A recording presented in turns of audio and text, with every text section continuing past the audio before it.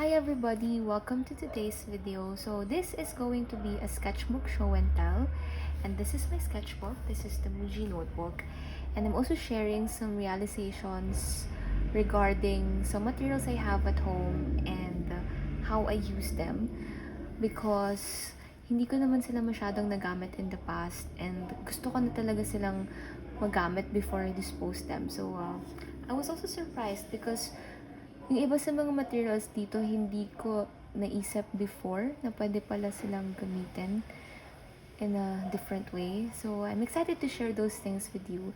Especially if you have materials like highlighters and pens na hindi mo naman masyadong nagagamit, pero gusto mo silang ma-maximize. So, in case you're interested about those like tips and tricks, if ever, just keep on watching. So let's begin with a little story about this notebook. So I have this notebook since 2021, and ngayon ko lang siya nagamit because I placed this inside the cabinet and hindi ko siya masyadong nakikita, so hindi ko siya masyadong naaalala. But lately I was thinking of getting myself a sketchbook kasi nga I want to try drawing again. Pero nung binuksan ko yung cabinet, nandun to, and naisip ko, hindi na ako bibili. Gagamitin ko na lang to. So by the way, this notebook is yung Muji grid notebook. You can get this sa Muji stores, but I think there's sellers sa Shopee na nagbebenta nito. Though, syempre, mas mahal doon, plus the shipping fee. Pero if you're far from a Muji branch, I guess that's like the best option for you. By the way, this is a grid notebook, but as you can see, the lines are not super dark. So, hindi siya masyado nakikita sa malayuan. And very helpful din siya, especially for drawing lines, kasi at least you have a guide.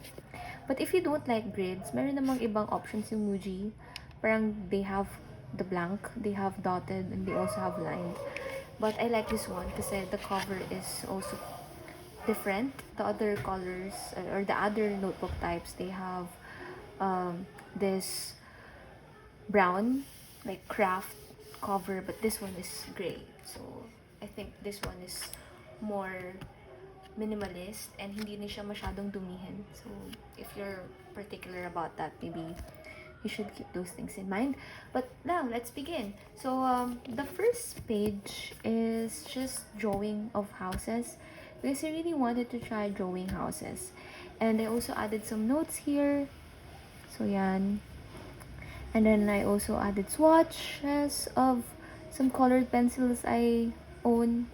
So hindi sila masyadong madami because I've already decluttered some of my colored pencils. But yeah, yan sila, konti lang. And then here, I drew houses. So yung mga houses na tinrawing ko dito, I found them sa Google Maps and sa Google Photos. So I just searched traditional Swedish houses. And sila yung mga lumabas. Ayan. So ito. So by the way, for this part, I used watercolor.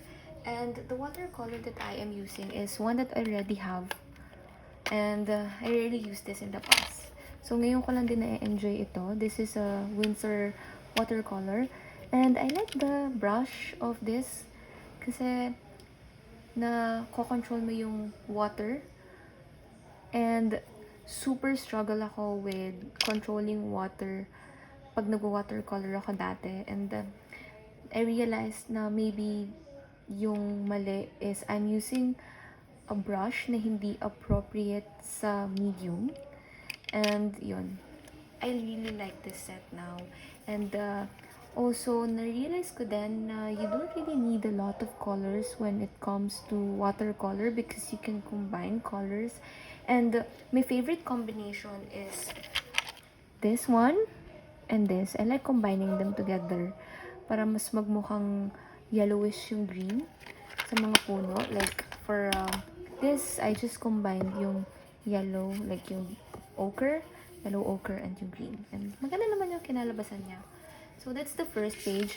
But yung interest ko to draw houses and to interest to dedicate this for houses changed because I tried drawing people. So this particular this particular spread, I drew this one evening and Initially, I wanted this to be dedicated to Anne of Green Gables because I was reading the book nung panahon na ginagawa ko to. But I was um, interested then to draw other people aside from Anne na may different outfit. Like this one's Elvis. Pero hindi siya mukhang Elvis. Sorry. But I really wanted to draw yung outfit ni Elvis, the 70s outfits of Elvis. And then this one's a cover of the Beatles, yung number one, yung collection of their number one singles. Yan siya. And then I used watercolor for this one. For this too, I combined watercolor and colored pencils. So by the way, the colored pencils that I'm using are from different brands. So the first brand is from Derwent, though I only have this color. And this is my least favorite actually because medyo mahirap siyang gamitin. I find it difficult to use. This one is Prismacolor. This one I like kasi hindi siya mahirap when layering. And then the last one is the Polychromos. This one is also nice, though this is expensive. Like I only have 2 Polychromos kasi it's expensive. And medyo for me, it's not worth it because hindi ko rin siya masyado agad nakikita when layering. So, I really like yung Prismacolor. So, ayan. And I also tried drawing this spread. This one, I challenged myself if I could draw like the same photo. I mean, same photo pero iba yung itsura nung face. So this one, by the way, is the album cover of Highway 61 Revisited. It's my go-to album cover na ginagawa or dinodrawing whenever I have new materials, just so I could test them. And this is my go-to kasi madalis lang siya drawing. It takes less than 15 minutes to do. And sobrang hindi siya detailed. Like the elements are very simple. And the colors are like very easy din. You are not parang pressured to mix colors kasi you can just use orange, you can just use light yellow, and then you can just use green and blue. So, madali lang siya actually na i-drawing and madali lang siyang matapos. So, for this particular spread, I used a combination of watercolor, colored pencils, and gouache. So, for this, yeah, this is Anne Elliot from Persuasion. I tried coloring this using a gouache, and then here I used my colored pencils. So I don't like the effect of gouache. Actually, dati I prefer gouache, but now I like watercolor more kasi yung watercolor for me mas subtle yung itsura niya compared dito na parang super covered. So, yun. And also, I struggled with erasing mga pencil marks sa drawing. So, as you can see, hindi ko na sila nabubura kasi medyo nahihirapan din ako. And, ayun. So, you can see mga blue lines sa mga faces nila. But for this one, I used the red colored pencil. Particularly, I used the one from this brand. I don't know this brand. This one is called Colorase. This is just an old pencil I found at home, and sabi nila it's erasable. So I tried using this. I tried erasing the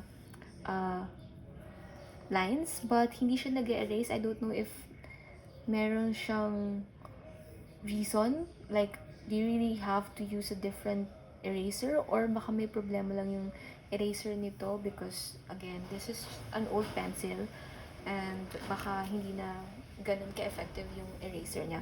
But anyway, let's move on to the next page. This one is a drawing of an Ian and Sylvia album cover.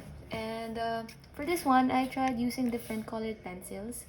So, I wanted to know if yung mood ba ng picture is magbabago depending on the color palette na gagamitin ko. And I have to say, I prefer this one compared here. Kasi this one looks harsh. Dito mas natural yung itsura nung vibe, yung overall look nung gawa, nung work. So I like this one compared to this. On the other side, you see flowers and fruits. So I was going to grocery, like I was grocery shopping a few weeks ago, and then I saw this grocery bag, and yung designs na ay flower and fruits. I took photo of that grocery bag and tried replicating the illustrations at home. But I have to say my version is not the best. So let's move on. So again, more trials and drawings using watercolor and colored pencils.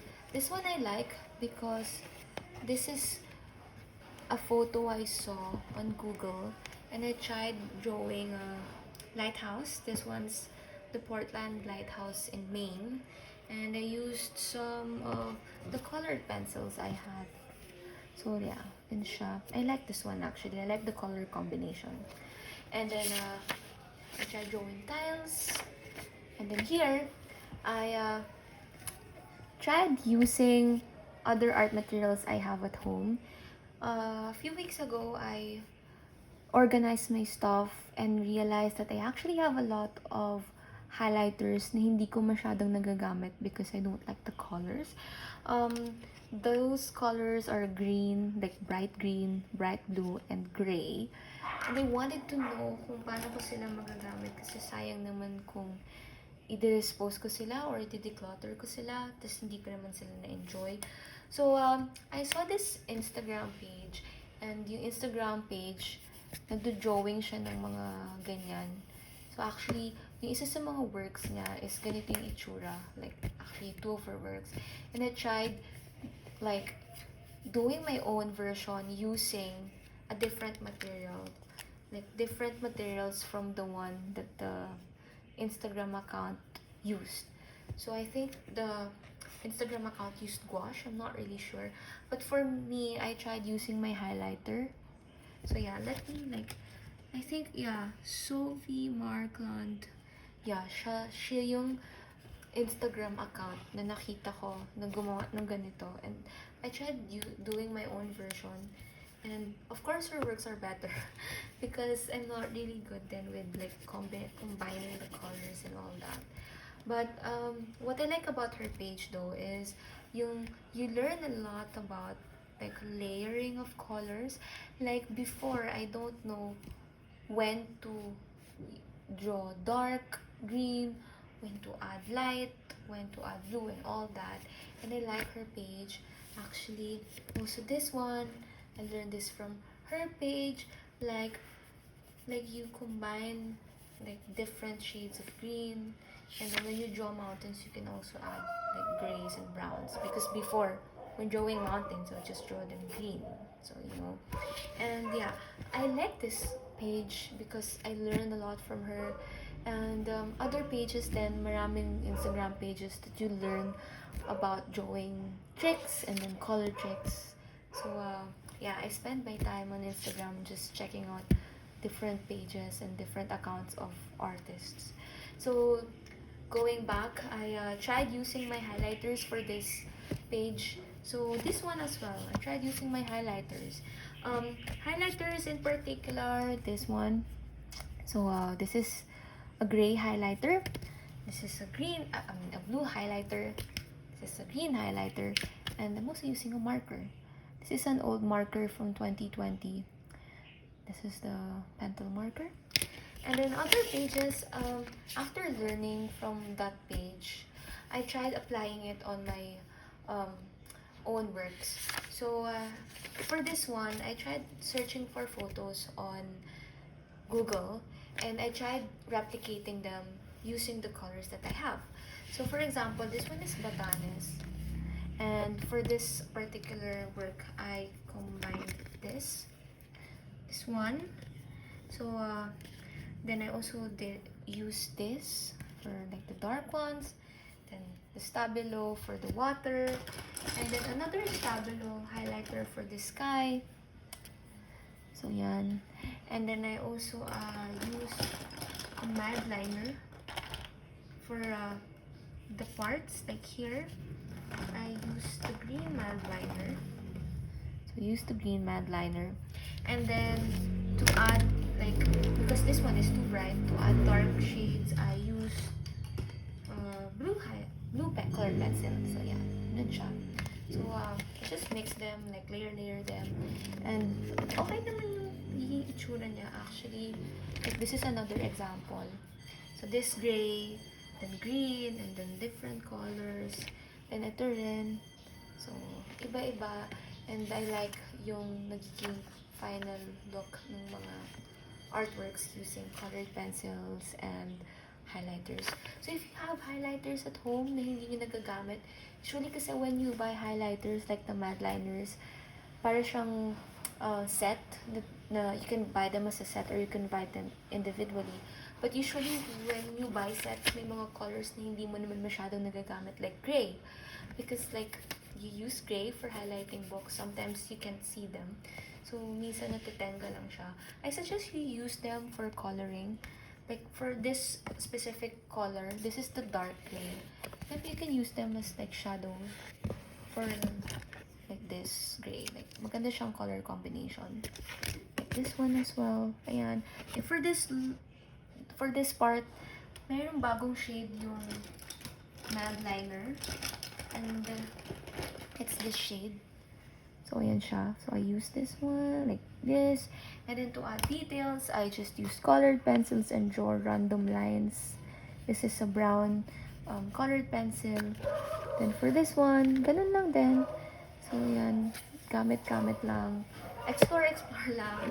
So yan, I also tried using this. Yan, ganyan siya. Yan. So for this one, I used a marker. This marker is the Shikiori. This is an old marker from 2 years ago, and as you can see, it's too dark. I don't like it actually for C. I don't know how to use them, but I'll try to think of sceneries or ways to like just use this. Ayun siya. You can also layer them. Like, yeah, this is a sample page where I layered like colored pencils and then highlighters. Ayan, this is another example. So these are photos from my phone. And yan naman, I tried layering highlighters and all that. Yeah, so this one I like this in particular. For this one, I used another highlighter. This is the Stabilo highlighter, though maubos na siya. So you can see, hindi na rin ganun ka-vibrant yung color ng highlighter. But yeah, use them. You can practice din kasi using like random shapes and then drawing shapes inside. Pwede rin siyang i-try like this one. Initially, I wanted this to look like this, but then mas nagmukha siyang shoes. So, tinuloy ko na lang na mukha siyang shoes.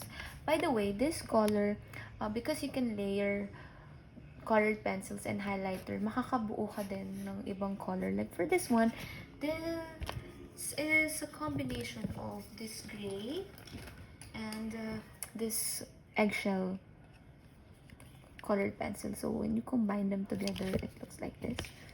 So, ganyan din siya. And when you add white on top of markers and highlighters, mas nagiging light din siya. Like this one, I used this Tombow brush pen and I combined it with white. So, ayan. So, yan yung naging kinalabasan niya. And then, for this one naman, the same Tombow and yung eggshell. So, when you combine then the colors, you create new shade and then mas na-enjoy mo siya actually. So, yan. So far, yun lang yung progress ng sketchbook na to. But I really enjoyed this sketchbook. And I can't wait to add more works in the future. And maybe I'll show them to you guys as well in the future. And that's it for this video. If you like this video, please give this video a thumbs up. If you're also exploring different art materials, just comment them below. and what you learned from exploring different color materials. And that's it. Thank you so much, and see you on my next video. Bye!